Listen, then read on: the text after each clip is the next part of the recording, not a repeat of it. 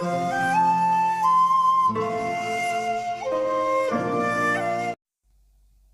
कृष्णा। स्वागत है आप सभी भक्तों का राधा कृष्ण भक्ति पथ में, जो कि कृष्ण भावनामृत हेतु बनाई गई है।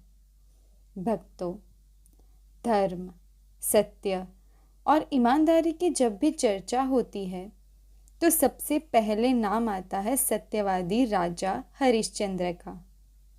एक ऐसे राजा जिन्होंने असहनीय कष्टों और कठिन परिस्थितियों में भी सत्य का साथ नहीं छोड़ा। यही कारण है कि आज भी उनका नाम अमर है। अन्नदा एकादशी, जिसे अजा एकादशी भी कहा जाता है, जिसका संबंध सीधे राजा हरिश्चंद्र की जीवन कथा से जुड़ा हुआ है। कहा जाता है कि इसी पावन व्रत के प्रभाव से राजा को उनके खोए हुए परिवार और राज्य की प्राप्ति हुई। यह व्रत न केवल सभी पापों को हर लेता है, बल्कि दुखों से मुक्ति देकर सुख, शांति और मोक्ष का मार्ग प्रशस्त करता है। इसीलिए अजा एकादशी का महत्व केवल एक व्रत की परंपरा तक सीमित नहीं है, बल्कि यह सत्य, तपस्या और परमेश्वर पर अटूट विश्वास का प्रतीक है। तो आइए अब शुरू करते हैं अन्नदा एकादशी की पवित्र कथा। हरिश्चंद्र नाम के एक प्रसिद्ध राजा पृथ्वी पर राज करते थे और अपनी ईमानदारी और निष्ठा के लिए प्रसिद्ध थे। उनके पुत्र का नाम लोहित अश्व और पत्नी का नाम चंद्रमती था। लेकिन भाग्यवश हरिश्चंद्र ने अपना विशाल साम्राज्य खो दिया और उन्हें अपनी पत्नी और पुत्र को बेचना पड़ा। धर्मात्मा राजा को एक कुत्ते भक्षक ने श्मशान रक्षक का काम करने के लिए मजबूर किया। हालांकि ऐसे तुच्छ कार्य करते हुए भी उन्होंने अपनी ईमानदारी और नैतिक चरित्र को बनाए रखा। ठीक वैसे ही जैसे सोमरस अन्य द्रव्यों के साथ मिलकर अपने अमृतत्व प्रदान करने वाले गुणों को नहीं खोता। राजा बहुत लंबे समय तक इसी व्यवस्था में रहे। फिर उन्होंने दुख से सोचा, मैं क्या करूं? अब क्या करूं? मैं इस परिस्थिति से कैसे मुक्त हूं? इस प्रकार से वे चिंता और दुख के सागर में डूब गए। एक दिन जब एक प्रसिद्ध ऋषि वहां से गुजरे तो राजा को प्रसन्नतापूर्वक स्मरण हुआ कि ब्रह्मा ने ब्राह्मणों की रचना केवल दूसरों की सहायता के लिए की है। हरिश्चंद्र ने आदर पूर्वक उस ऋषि, जिनका नाम गौतम मुनि था, उनको दंडवत प्रणाम किया।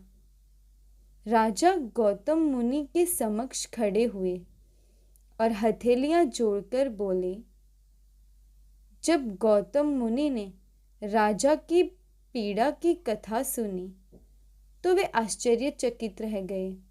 उन्हें आश्चर्य हुआ कि यह शक्तिशाली राजा मृतकों से वस्त्र इकट्ठा करने के लिए कैसे विवश हो गया है।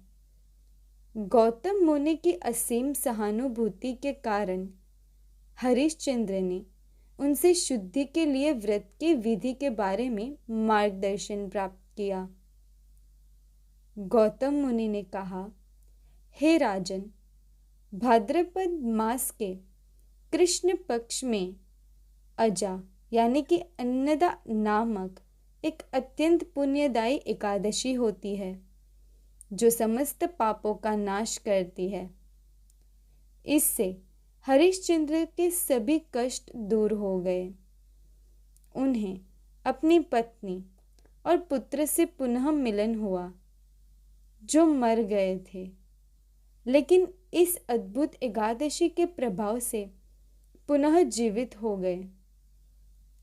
उच्च लोकों के देवताओं ने अपने दिव्य नगाड़े बजाना शुरू कर दिया और हरिश्चंद्र, उनकी रानी और उनके पुत्र पर पुष्प वर्षा करने लगे।